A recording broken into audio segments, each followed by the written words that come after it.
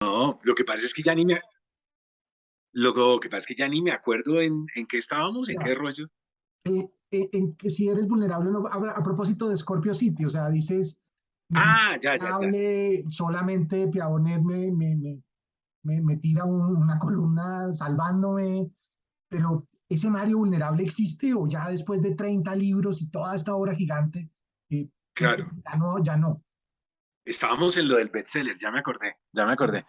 Claro, de que calumnian sin saber, ¿verdad? Y calumnian de manera también a veces un poco ingenua, porque fíjate que decir eso, que uno quiere escribir bestseller, pero ¿cómo se escribe en bestseller? Nadie sabe cómo se escribe eso, nadie sabe si no habría una cantidad de gente forrándose y escribiendo libros que se venden una cantidad para financiarse los otros, que serían los otros libros que sí quieren escribir y que de pronto no se venderían tanto.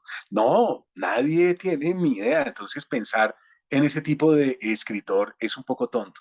Hay otros que dicen que es que Mendoza publica mucho por presión de la editorial o porque como ya es un fenómeno de ventas, entonces seguramente la editorial lo presiona para que el tipo escriba mucho, etcétera, lo cual es una completa tontería. Y jamás un editor, mi editor que es Andrés Grillo, que además fue mi alumno en la universidad y es alguien a quien yo respeto muchísimo, jamás en la vida una persona como Andrés sería capaz de hacer algo de ese estilo tan ruin. Y además, ahí habría que pensar en otra cosa también, y es que si tú te das cuenta, si yo fuera ingeniero o si yo fuera arquitecto o tuviera cualquier otra profesión, eh, me admirarían mucho porque trabajo mucho, pero en el arte y en la literatura trabajar está mal visto. Entonces, es una cosa rarísima, porque uno dice, pero ¿por qué la ética del trabajo funciona en todas las otras profesiones y en esta no? En esta es como si lo que está bien es trabajar poco, ¿no? No hacer nada, andar de cafetín en cafetín, tener una vida bohemia, hablar de lo que uno va a escribir, pero nunca escribirlo y quedarse ahí años enteros, eso es lo que está como bien visto. O sea, eso sí es muy trascendente y eso sí es muy importante y ese sí es un artista, de verdad, ¿no? Al que le va mal, al que publica poco, al que no trabaja, pero cuando tú vas a ver a un Picasso, cuando tú vas a ver, como decíamos ahora, a un Botero, a un Vargas Llosa, a grandes firmas, esos tipos en realidad trabajan de manera incansable y son sumamente disciplinados. Entonces, a veces me duele la crítica maliciosa, venenosa, la que pretende incluso calumniar, la que descalifica también sin leer, que es muy común, ¿no? La que insulta, esa siempre nos va a doler, Andrés, esa siempre será como una crítica que nos llega al alma. Pero en términos generales, las opiniones en contra de mi obra me parecen no solo normales, yo no le puedo gustar a todo el mundo, esto es imposible, sino me parecen legítimas y me parecen legítimas porque es una democracia. Entonces, nosotros no podemos defender una democracia y pretender lo contrario. No, una democracia es eso. Hay gente a la que yo le importo poco, pasan de mí o ni siquiera me conocen o nunca me van a leer y está bien, están en todo su derecho. Hay gente que ama mi obra y que la quiere de manera radical, desenfrenada, y esos son los que me han mantenido finalmente en pie de lucha. Y hay otros que la detestan, la aborrecen, los libros no les gustan para nada, sienten que no hay ningún nivel de profundidad ni de hondura y están en su derecho porque es una democracia. Lo que yo espero para esos lectores es que sí encuentren en otros escritores, ojalá colombianos, la hondura que están buscando. ¿Cómo te va con el libro digital? Y leíste a Irene Vallejo, me imagino, Mm. pues ella, digamos, fuerte, dice, el libro no va a morir jamás, eh, pero cada vez es más costoso comprar un libro, cada vez el papel está más caro. ¿Cómo te va con eso? O sea, que el libro, lo físico, eh, esté Es, desapareciendo. sí, es que a mí solo pasar de la máquina manual al computador me costó sudor y lágrimas y no puedo negar que es mucho más práctico, que evidentemente trabajar en manual era una tortura y que eso era una vaina, ¿te acuerdas? Eso era con liquid paper y eso era con el borrador que uno ponía, entonces uno, ¡pa! La tecla tocaba y entonces uno lograba borrar para volver a escribir. Mejor dicho, eso era el rodillo, exactamente. y que uno ponía el punto aparte y sonaba, ¿no? Que era chévere porque uno ponía punto aparte y clink, ¿no? Clink, y entonces sonaba la campanita de la máquina. Yo vengo del mundo artesanal, que es ese. Para mí la página era un problema de artesanía pura, físico, material. Al teclado tocaba golpearlo con fuerza. Entonces uno tenía dedos como muy entrenados y uno tenía que pegarle a ese teclado con cierta potencia. Pasar a ese mundo digital imperceptible me costó mucho y como lector realmente yo pasé por Kindle, yo pasé ya por todo, y no hay nada para mí como el libro y poder rayar y poder subrayar y anotar alrededor y el olor, además de las tintas y del papel y de mis Flumaster cuando los abro de colores y marco, eso para mí es la vida. Entonces yo ya me quedé generacionalmente, pero, pero a veces lo uso para viajar y obviamente viajar con 15 libros es imposible mientras en un Kindle cabe toda una biblioteca, claro. Em, yo tengo todos tus libros, menos uno, que es Scorpio City porque lo presté. Y entonces, y no tengo esa primera edición. ¿Tú prestas libros y los devuelves o no se deben prestar libros como se decía tradicionalmente? Porque no se los devuelven a uno. Yo soy un desastre, Andrés. Yo soy un desastre completo. Aquí lo que ves detrás mío es la tercera biblioteca. Esta no es mi biblioteca, es la tercera. Yo la he regalado ya 2 veces. La he regalado a prisiones, a fundaciones, etcétera. Me quedo con 20 libros y vuelvo y empiezo. Entonces, yo la verdad, a- cada año me prometo que los libros míos, al menos los míos, no los voy a regalar porque después no consigo esas ediciones, que es lo que tú me estás diciendo. ¿Y qué va?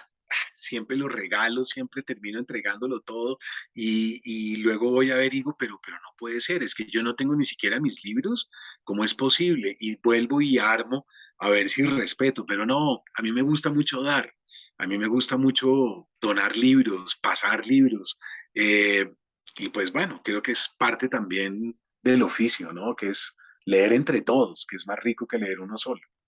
Pero entonces uno, ¿qué tienen que prestar esos libros? ¿Los presta o no los presta? ¿Qué recomiendas? Pues? No, yo no sé, Andrés, yo creo que cada quien, según su temperamento y su manera de ser, pero es que yo tengo un desarraigo por las cosas que Ok, es raro.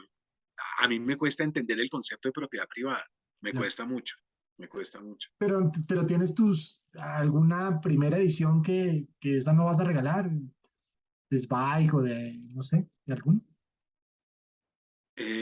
Sí, guardo algunos, sí, guardo esos 4 volúmenes de Zweig con mucho cuidado, un cuarteto de Alejandría de esa primera edición de Sudamericana que guardo con mucho cariño, que nunca he donado, pero, pero si algún día me llega la posibilidad de ver que alguien necesita exactamente eso y que con eso le voy a cambiar su vida para siempre, Ajá. seguramente que se lo entregaré. Muy, de todos tus libros, pues Satanás tiene como ¿cómo llamarlo? Una figuración diferente, pero pues a todos les trabajaste igual, todos son hijos, pues digamos, todos, cada uno tiene un... ¿Cuál de todos, excepto Satanás, te gusta más? O sea, digamos, como a mí el que más me llenó siempre fue el de la locura, o sea, ese me pareció Ujú. que, o sea, como uno de esos libros radicales que le cambian a uno la vida. De Ujú. los tuyos que tú has A mí escrito, me, a mí me costó muchísimo Cobro de Sangre. Tengo una pasión rara por esa novela porque yo la reescribí completa 3 veces, eh, y páginas finales, las 3 páginas finales de ese libro me costaron sudor y lágrimas. Y la pasé muy, muy duro hasta que logré cerrar en el tono justo que yo quería. Es un final del que me siento como muy orgulloso. Eh, La melancolía de los feos es una novela que me costó mucho. Es una novela que también puse la carne en el asador completa. Y la novela que me condujo al abismo fue Aquelarre. Esos 3 libros ocupan, como en mi biografía personal, momentos muy duros y creo que esos momentos tan duros se notan en esa prosa, ¿verdad? En el caso de Cobro de Sangre era la muerte de mi padre y en Aquelarre la inminente muerte de mi madre que estaba a punto de suceder. ¿Cómo logras que el lector, como en mi caso, y le pido excusas a la gente que nos ve, pues es una entrevista muy íntima, muy personal con uno de mis escritores preferidos, entonces, por eso Gracias, lo digo. Andrés. Es, a mí me pasa una cosa con los libros tuyos y es que cuando yo llego al libro, yo no quiero terminarlo, o sea, siento una nostalgia enorme de que se vaya a acabar, pero me los leo y encuentro que hay algo que tú logras y es desde la primera letra hasta la última, no soltar al lector. ¿Cómo lo logras? O sea, ¿qué le dirías a toda la gente que escribe o que intenta escribir? ¿Qué tendría que hacer para lograr ese enganche o el engagement que llaman ahora con todo, con el lector? No sé cómo, es que yo no sabría, recuerda que en la escritura hay una zona que es inconsciente, ¿verdad? Hay algo que es consciente, Andrés, y es las estructuras, ¿no? Entonces yo, por ejemplo, dibujo mucho. Si tú ves Satanás, por ejemplo, Satanás es una novela completamente matemática, ¿no? Completamente geométrica. 4-1, 4-1. O sea, son 10 capítulos. Tú ves esos primeros 4 capítulos en trenza. Hay 3 personajes, una burundanguera, un pintor extraño, raro y un sacerdote. Entonces tú ves en esos primeros 4 capítulos una trenza. Capítulo 1, ABC, capítulo 2, BCA, etcétera, y vas viendo cómo la trenza se va armando. De repente, ¡pum! Un corte radical, capítulo quinto, diario de un futuro asesino. Y entra una vaina rarísima que uno dice, pero ¿esto de dónde viene?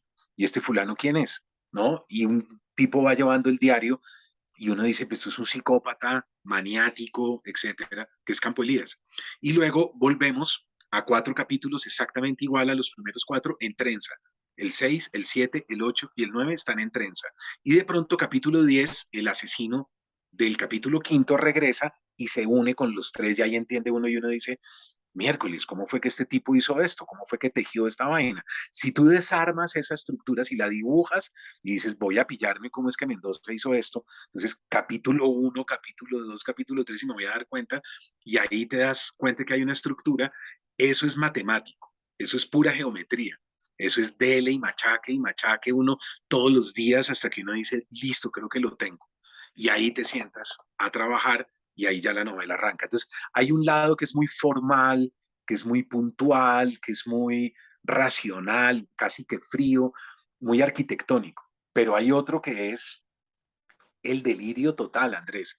Es levantarte a las 2 de la mañana y no poder dormir y el personaje ahí uno dice, mierda, sí, esto es lo que tiene que decir en este. Acabo de entender por qué se va a suicidar no por lo que yo creía, se va a suicidar por una escena anterior de su infancia y ahí tienes que levantarte y es esa obsesión y esa especie de TOC, de trastorno obsesivo compulsivo, el que va creando esa temperatura de esa prosa tan rara que yo creo que eso es inconsciente, eso no, yo no sabría cómo definirlo. Mm. La, ¿qué series estás viendo? ¿Te gusta Game of Thrones? ¿Te gusta todo este tema que viene atrás con los reyes y la política? ¿O eso no te gusta? ¿Te gusta más, por ejemplo, una serie como la de Luna Bomber que relata la forma como el FBI fue y capturó al individuo, cómo descubrió el código, cómo también el mensaje detrás de la tecnología y el daño que le iba a hacer? ¿Qué te gusta y qué estás viendo? Sí, Manhunt, una Bomber es para mí una serie gourmet, ¿verdad? Es una serie para gente muy especial, para un tipo como de espectador como muy particular. Pero mi serie preferida, curiosamente, se llama Better Call Saul. Me fascina Better Call Saul, que es una secuela de Breaking Bad. ¿No? Entonces me gusta muchísimo. En esta última temporada estuve muy pendiente cada martes que salía un nuevo capítulo. Yo estaba ahí como un fan viéndola y me fascina esa serie. Me fascina yo creo que es una serie muy oriental, es una serie que tiene unas zonas de vacíos, que hay unos momentos lentos, la cámara se demora mucho, vemos de pronto un papel rozando un andén y se va, y la cámara se engolosina en cosas que parecen superfluas o mínimas. Uy, yo disfruto cantidades esos momentos. Esa serie por su ritmo tan particular me gusta muchísimo. Y Game of Thrones, ¿no? O sea, eso, Sí veo también. Sí, estoy muy pendiente ahora de ver la serie del Señor de los Anillos, ¿qué tal? que parece que es una mega producción impresionante, y voy a estar un poco pendiente viéndola 800 también. millones de dólares, 800 millones de dólares se gastaron en eso. Imagínate, eso es una cifra increíble, Una eso es locura. una vaina incalculable, Sí. pero acabo de ver dos series maravillosas. Acabo de ver una serie que en este momento se ha convertido en una de mis preferidas, que es The Offer, la oferta. Eh, Está, creo, si no recuerdo mal, está en HBO, Ujú, y creo que está en Apple también. Y es una serie sobre cómo se hizo El Padrino, ujú. ¿no? Entonces es un detrás de bambalinas de cómo se hizo El Padrino. Es una joya, Andrés, y es una joya porque yo no tenía ni idea. Yo sí sabía que la mafia había estado como implicada, como metida, pero yo no sabía a qué punto, ¿verdad? Y en la medida en que fui avanzando dentro de la serie y fui consultando en internet y me di cuenta que era verdad, que todo estaba muy documentado, me quedé frío, me quedé helado y profundamente conmovido. Por ejemplo, yo no sé si tú te acuerdas que ahí hay un asesino desde el comienzo, desde la primera escena. Hay un tipo que tiene que hablar con Vito Corleone, que es el día del matrimonio de su hija. Yo no sé si tú eres fan o no de esa película, yo Sí, la sí, he sí, la visto vi. 10.000 veces y vuelvo a ella una y otra vez, No tanto y como hay tú, un pero matón, sí, sí. y hay un matón gigante que es Luca Brasi, ¿no? Luca Brasi es un asesino, es el asesino con mayúscula de la familia Corleone, ¿no? Y ese tipo que está practicando unos diálogos tiene como un papelito, y en el papelito está leyendo: Don Corleone, buenos días. Espero que el día del matrimonio de su hija, usted no sé qué, y él está muy nervioso. Ese tipo es un matón de verdad. Ese tipo es un asesino de verdad, yo no tenía ni idea. El que iba a hacer el papel de Luca Brasi se muere. Un día antes del rodaje le dicen a Francis Ford Coppola, le dicen: no, es que este tipo no puede venir. El tipo dice: ¿cómo que no puede venir? Ese tipo firmó un contrato, etcétera, y le dicen: no, es que se murió anoche. Dice: ¿cómo? ¿Y ahora qué hacemos? Y le piden el favor a uno de los mafiosos que están implicados y que están ahí todo el tiempo revisando el rodaje, y el tipo les dice: no, yo les traigo a alguien frescos. Y fíjate que ese tipo no lo volvimos a ver nunca en ninguna película, y no lo volvimos a ver en ningún lado jamás, ¿verdad? ¿Por qué? Porque no era un actor, porque era Luca Brasi de verdad. Entonces, así está lleno de anécdotas fascinantes. Mario Puzo se bloqueó durante el guión, no sabía qué hacer, estaba en una piscina. Esas escenas son buenísimas porque el tipo está en una piscina y dice: no, estoy bloqueado, no puedo hacer nada, y es cocinando una salsa boloñesa con Ford Coppola, los dos, que son gordos, dragones, comelones y súper italianos, y están ahí, y el uno se voltea y le dice al otro: oye, creo que estos tipos deben cocinar salsa boloñesa en algún momento dentro de la película. Y el otro le dice: unos mafiosos haciendo salsa boloñesa. Y el otro le dice: no, una familia, unos amigos que están cocinando la salsa, y se sientan y arranca ese guión impresionante, y el despegue está lleno de unos momentos que son increíbles. Bueno, es una de mis series preferidas. Y acabo de ver Blackbird en Apple.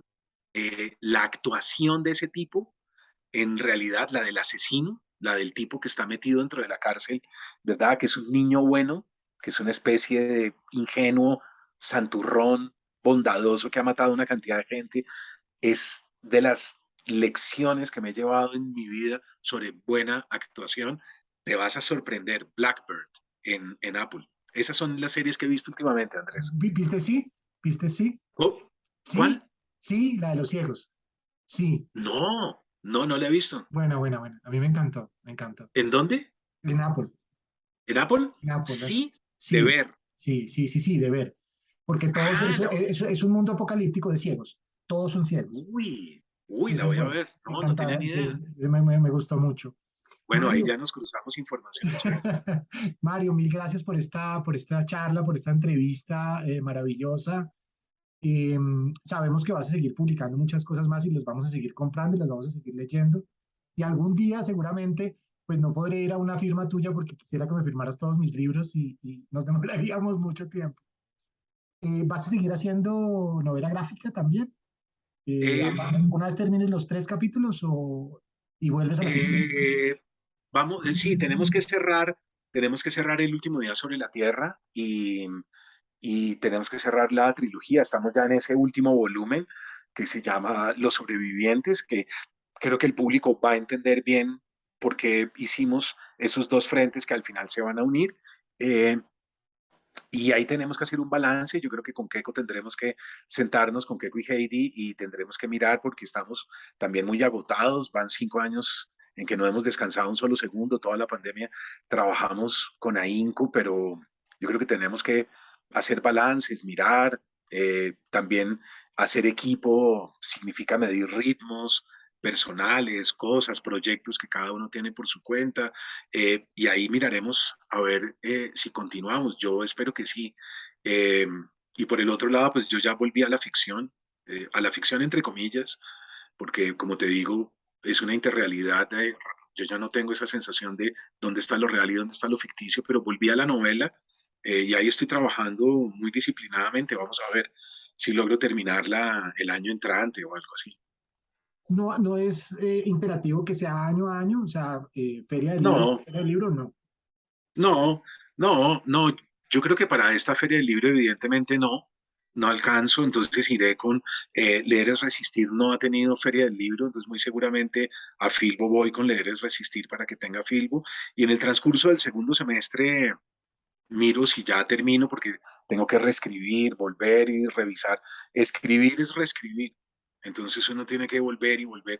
Y ahí miraré cuál sea como el tiempo justo y la publicaré, me imagino. Sí. ¿Tú te acuerdas de tus novelas, de lo que escribiste o lo tienes que volver a leer o nunca más lo vuelves a leer?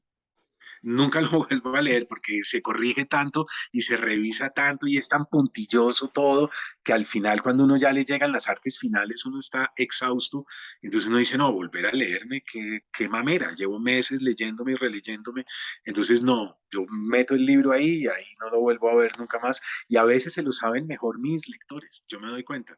Me dicen, Mario, en el capítulo no sé qué dice, saben el capítulo exacto y yo digo, pero esa vaina, ¿dónde está? Eso está en la locura, eso está en la importancia de morir a Sí. tiempo. Y ya como que se me confunde todo, pero ellos sí se saben la página exacta. Sí. Y no los vas a leer nunca más, o sea, ya se No, murieron, o sea, ya no, salieron. yo prefiero, sí, eso es para los demás, no para mí. Y Sí. yo ya prefiero leer a otros. Sí, leer a otros. ¿Y cuánto tiempo lees? O sea, ¿lees muchas horas o...? Yo soy muy, en eso soy muy flexible y leo por gusto, Andrés.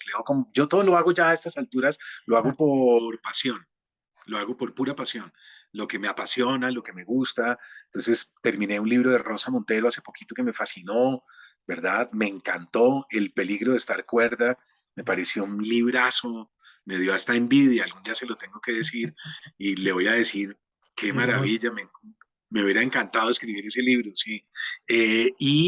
Ahora estoy con una novela de Camilo Hoyos que se llama Los Iluminados, una novela que está publicada en Tusquets y me ha encantado lo que llevo, me ha gustado muchísimo, que son esos años de colegio que son tan importantes, ¿no? Ahí en la adolescencia siempre pasó algo que uno olvidó y que no debería olvidar, porque ahí pasó algo que definió para siempre el adulto que uno es, finalmente. Entonces, me ha encantado esa novela también.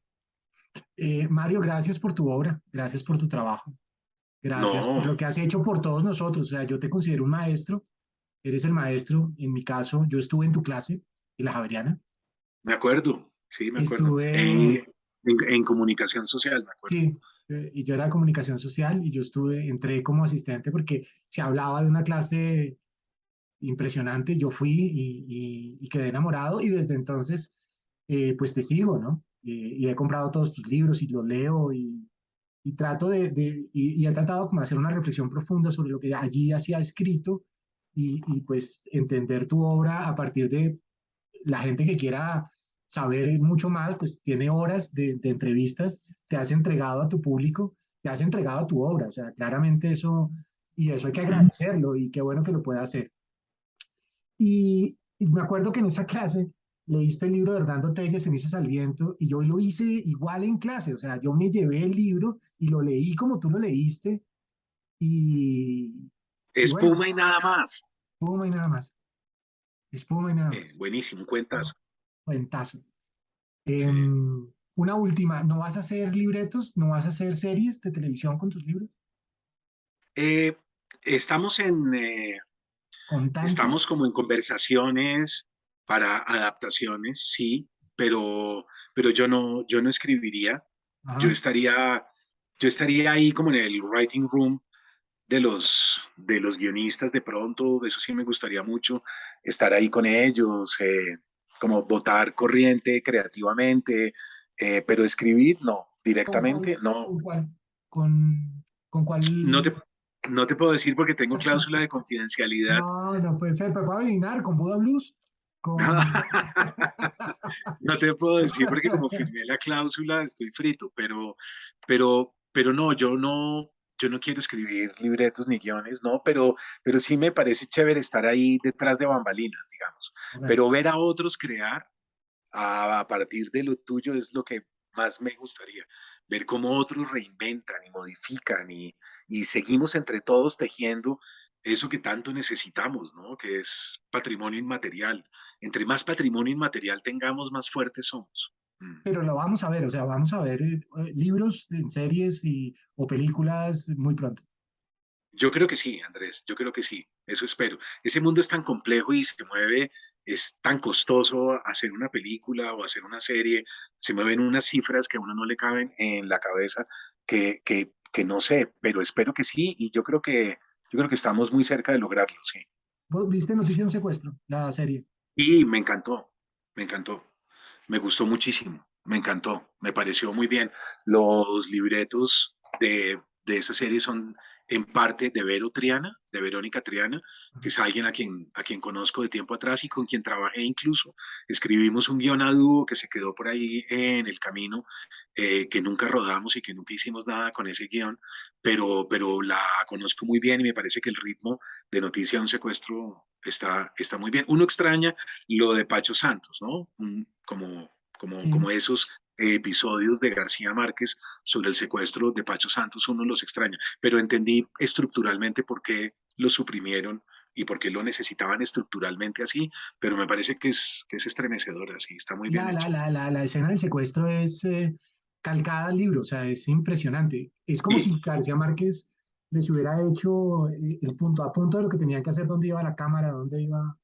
eh, y fíjate que si yo hubiera comprado los derechos de algo de García Márquez, hubiera comprado los derechos de ese libro, claro, ¿verdad? Porque yo nunca hubiera comprado derechos de nada sobre Macondo, porque creo que el secreto, la fuerza de ese universo es verbal y pasarlo la al lenguaje imaginación. visual es Sí, dificilísimo, es muy sí, sí, sí. difícil.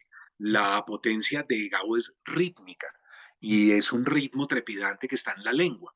¿Eso cómo haces para pasarlo a las imágenes y volverlo un ritmo trepidante Sí, de la sí. imagen? Eso no se puede traducir, eso es muy difícil. Mientras que Noticia de un secuestro era su lado periodístico. Y ahí sí era perfectamente posible. Yo hubiera comprado eso y me parece que Amazon lo hizo muy, muy bien. Sí.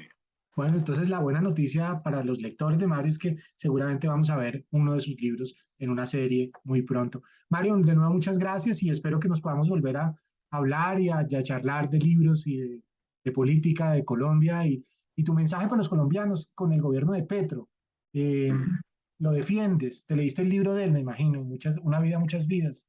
El libro de él a mí me sorprendió mucho, Andrés, por varias razones, pero entre una de esas razones está el hecho de que yo no sabía que él había estudiado en el mismo colegio que García Márquez. Y eso me sorprendió muchísimo, ¿verdad? El libro arranca con algo que a mí me pareció fascinante, yo lo tengo completamente subrayado, tengo anotaciones en cada página por todos lados, y es que él está chiquito, Petro tiene 14, 15 años, y le dice a sus compañeritos, esos son finales de los 70, Gabo no se ha ganado el Nobel todavía, y les dice, oigan, yo creo que aquí estudió un escritor que a mí me gusta mucho, y todos le dicen, no, que va, este es un hueco, un colegio de curas en Zipaquirá, y él dice, sí, estoy casi seguro. Y resulta que, claro, como Gabo era de izquierda, los curas no querían que se supiera que él había estudiado y que ellos lo habían formado ahí, y Petro chiquito, ese Petro de 14 o 15 se sube a buscar por allá en el cuarto de San Alejo y se roba las llaves y va y hace como todo un operativo y de pronto descubre el anuario y en el anuario, sí, ahí está García Márquez. Y el tipo les dice, ve, yo les dije, ese tipo había estudiado acá. Y en ese cuarto se funda el primer club de lectura de Petro que se llama el Club de Lectura Macondo, que a lo largo de la vida, y lo viste en la locución el En el día discurso. de, en el discurso el día de la posesión, viste que él tiene un conocimiento de la obra de García Márquez increíble, porque lo ha estudiado mucho, luego en la cárcel vuelve y recupera el club de lectura ya cuando él está preso, y es un momento muy, pero muy conmovedor. ¿Y cómo se llamaba Petro en el M-19? Porque todos tenían Aureliano, claro. el comandante Aureliano, que era un homenaje a la obra de Gabo. Y en ese libro está citado Foucault, en ese libro está citado Gramsci, en ese libro está citado Deleuze, en ese libro yo nunca había visto a un político colombiano hablando con esa propiedad sobre libros, y la verdad es que es muy sorprendente, es un libro lleno de escenas tremendas, pero yo creo que ahora los que votamos por él nos toca vigilar el voto, y vigilar el voto significa que si hay que pasarse a la oposición, aunque si la izquierda está allá, y la oposición somos nosotros, significa que nosotros venimos a ser la derecha, pero espero que sea la derecha como la de Mario Duarte, ¿me entiendes? O sea, que sea una derecha de ese estilo, un poquito más divertida y no tan agresiva y no tan violenta, pero si hay que hacer vigilancia, si hay que volver a marchar y si hay que irnos en contra, pues lo haremos, porque esto no es una religión, ¿no? Esto es algo de argumentos y hechos, y si van a hacer fiestas con el gobierno, si van a cometer errores, y si van a volver a nombrar ampones, y si van a volver otra vez los amiguismos y ese tipo de cosas, porque el hecho de que sean de izquierda no los convierte en sujetos con una supremacía moral De ninguna. Sí, claro. de ninguna clase. Entonces ahora nos toca vigilar a estos como vigilamos a los anteriores, exactamente igual. Sí. Muy bien. Ojalá nos vaya bien y ojalá le vaya bien a Petro y ojalá nos vaya bien a todos. Mario, muchas gracias y bueno, un placer haber hablado contigo. Andrés, muchas gracias y espero firmar esos libros en algún momento. Gracias, gracias. Hasta luego. Chao, chao.